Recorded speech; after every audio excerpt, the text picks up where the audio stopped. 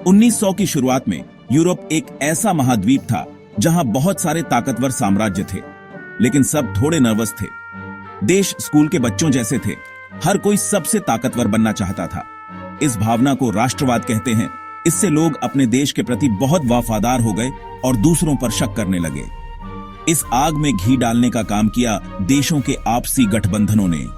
एक तरफ थे त्रिगुट फ्रांस, रूस और ग्रेट ब्रिटेन, दूसरी तरफ थे त्रिपक्षीय संधि जर्मनी, ऑस्ट्रिया हंगरी और इटली। इन गठबंधनों का मतलब था कि अगर एक देश लड़ाई में उतरा तो वह बाकियों को भी अपने साथ खींच सकता था। गठबंधनों का यह जाल और उफान मारता राष्ट्रवाद बहुत ही खतरनाक स्थिति पैदा कर रहा था। यह सूखे पत्तों के ढेर जैसा था, बस एक चिंगारी की देर थी आग लगने के लिए। दुख की बात है कि उस चिंगारी को आने में देर नहीं लगी। 28 जून 1914 को साराजेवो में ऑस्ट्रिया हंगरी के उत्तराधिकारी आर्कड्यूक फ्रांज फर्डिनेंड की हत्या ने वो चिंगारी भड़का दी। साराजेवो में एक धूप वाली सुबह आर्कड्यूक फ्रांज फर्डिनेंड और उनकी पत्नी सोफी एक खुली कार में शहर का दौरा कर रहे थे। उन्हें नहीं पता था कि सर्बियाई राष्ट्रवादियों का एक समूह ब्लैक हैंड उनका इंतजार कर रहा था। ये राष्ट्रवादी चाहते थे कि सर्बिया, जो उस समय ऑस्ट्रिया हंगरी का हिस्सा था, आजाद हो जाए। जैसे ही आर्कड्यूक की कार वहां से गुजरी, गवरिलो प्रिंसिप नाम के एक युवक ने आगे बढ़कर 2 गोलियां चला दी। आर्कड्यूक और उनकी पत्नी बुरी तरह घायल हो गए। हिंसा के इस कृत्य ने पूरी दुनिया को हिलाकर रख दिया। ऑस्ट्रिया हंगरी गुस्से से भर गया। उन्होंने हत्या के लिए सर्बिया को जिम्मेदार ठहराया, भले ही सर्बियाई सरकार सीधे तौर पर शामिल नहीं थी।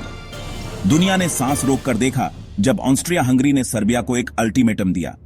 मांगे बहुत कठोर थीं, जानबूझकर ऐसी बनाई गई थीं जिन्हें मानना नामुमकिन हो। आर्कड्यूक फ्रांज फर्डिनेंड की हत्या वो माचिस की तीली थी जिसने यूरोप के बारूद के ढेर में आग लगा दी। 1 महीने बाद पूरा महाद्वीप युद्ध में था। गुस्से और बदला लेने की इच्छा से भरे ऑस्ट्रिया हंगरी ने 28 जुलाई 1914 को सर्बिया पर युद्ध का ऐलान कर दिया। इस एक काम ने पूरे यूरोप में एक चेन रिएक्शन शुरू कर दी, जैसे डोमिनोज के पत्ते एक के बाद एक गिरते जा रहे हों। सर्बिया के एक शक्तिशाली सहयोगी रूस ने अपने स्लाविक भाइयों के समर्थन में अपनी सेना को तैयार कर दिया।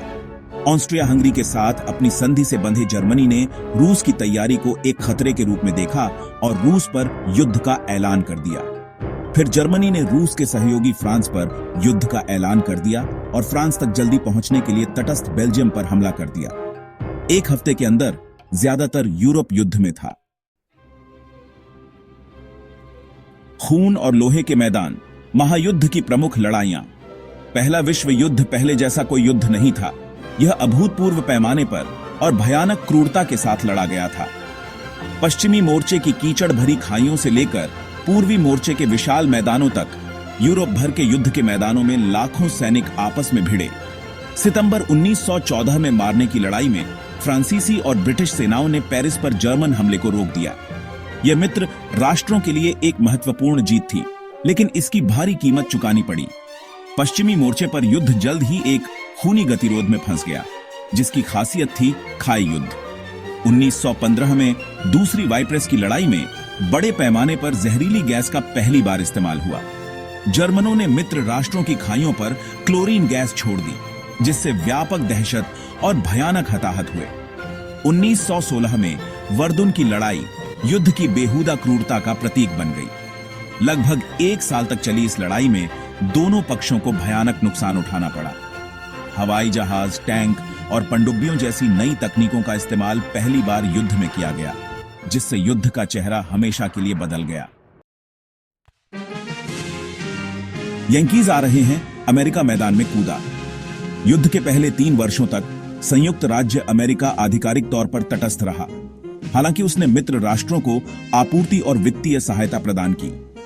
हालांकि कई घटनाओं, जिनमें लुसिटानिया का डूबना और जिमरमैन टेलीग्राम का इंटरसेप्शन शामिल है, ने जनता की राय को हस्तक्षेप के पक्ष में बदल दिया। अप्रैल 1917 में संयुक्त राज्य अमेरिका ने जर्मनी के अप्रतिबंधित पनडुब्बी युद्ध और पश्चिमी गोलार्ध में संघर्ष को भड़काने के उसके प्रयासों का हवाला देते हुए जर्मनी पर युद्ध की घोषणा की। युद्ध में संयुक्त राज्य अमेरिका के प्रवेश ने मित्र राष्ट्रों के पक्ष में संतुलन बिठा दिया। एक नया विश्व व्यवस्था युद्ध का अंत और इसकी स्थायी विरासत। 1918 के पतझड़ तक युद्ध का रुख निर्णायक रूप से मित्र राष्ट्रों के पक्ष में हो गया था। थकी हुई और हतोत्साहित जर्मन सेना पूरी तरह से पीछे हट रही थी। 11 नवंबर 1918 को जर्मनी ने मित्र राष्ट्रों के साथ एक युद्ध विराम समझौते पर हस्ताक्षर किए, जिससे प्रथम विश्व युद्ध समाप्त हो गया। 1919 में हस्ताक्षरित वर्साई की संधि ने औपचारिक रूप से युद्ध को समाप्त कर दिया, लेकिन जर्मनी पर कठोर दंड लगाए। जर्मनी को युद्ध के लिए दोष स्वीकार करने, क्षेत्र छोड़ने, निरस्त्रीकरण करने और विजेताओं को भारी हर्जाना देने के लिए मजबूर किया गया था। 20वीं सदी के दौरान युद्ध का गहरा प्रभाव पड़ा। इसके कारण साम्राज्यों का पतन हुआ, राष्ट्रीय सीमाओं का पुनर्निर्धारण हुआ और साम्यवाद और फासीवाद जैसी नई विचारधाराओं का उदय हुआ। युद्ध ने द्वितीय विश्व युद्ध सहित भविष्य के संघर्षों के बीज भी बोए। 13 लाख से ज्यादा भारतीय सैनिकों ने प्रथम विश्व युद्ध में सेवा की। यूरोप, मध्य पूर्व और अफ्रीका सहित युद्ध के विभिन्न स्थानों में साहस और विशिष्टता के साथ लड़ाई लड़ी। उनके बलिदान को याद रखना और सम्मानित करना चाहिए।